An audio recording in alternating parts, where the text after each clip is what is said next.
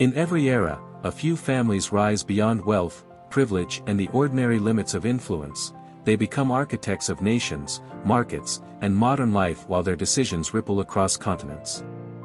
This is not a story of conspiracy or speculation, this is a story of power that is real, measurable, and woven into the foundations of the world we live in today, different cultures and forms of power, but one thing unites them all, influence that scales beyond a single generation. This short story begins with the Rothschilds, a family whose rise transformed the very idea of global finance.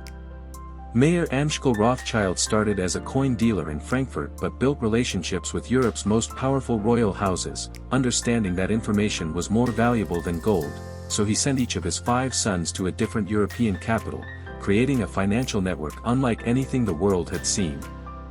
They communicated through private couriers, coded letters, and relentless discipline, giving them access to information before governments received it.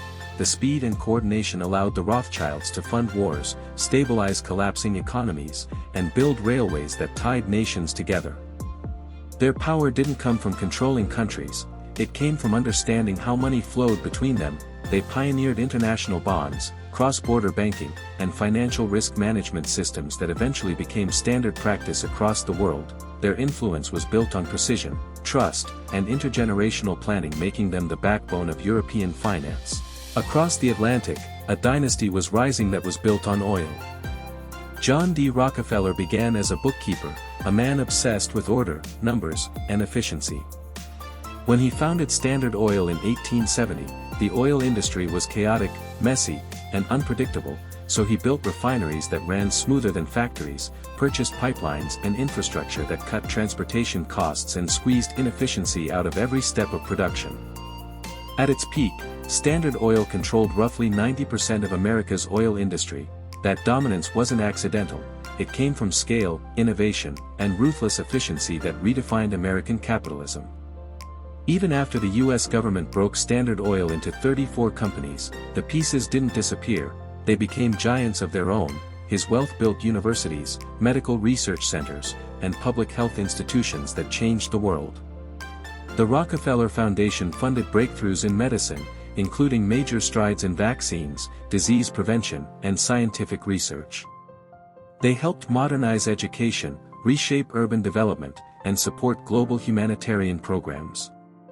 In many ways, the Rockefellers helped design the American 20th century through infrastructure, science, and philanthropy that shaped how people lived, learned, and survived. Across the world in a completely different arena, the Murdoch family built an empire not of symbols, but of stories.